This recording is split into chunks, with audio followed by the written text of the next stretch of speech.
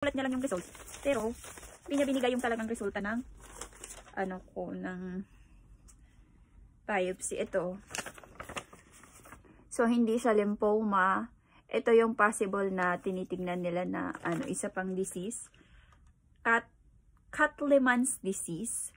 Pero sabi niya, possibly, pero extremely low daw. Yung mababa lang yung chance niya na yun talaga yung sakit ko. Yung sakit ng ng bukol ko.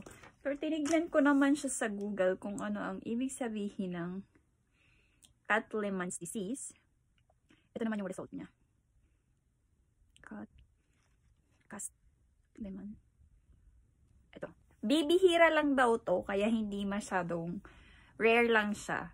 So, ang Cat-Lehmann disease daw describe a group of rare lymphoproliferative disorder that involve enlarged lymph nodes and a broad range of inflammatory symptoms and laboratory abnormalities. Whether Cat-Lehmann disease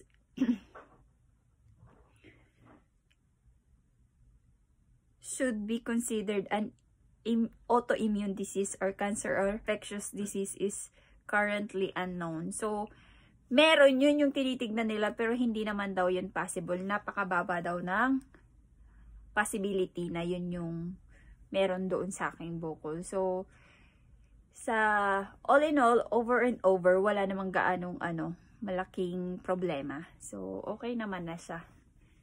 Pero meron pa akong isang follow-up check-up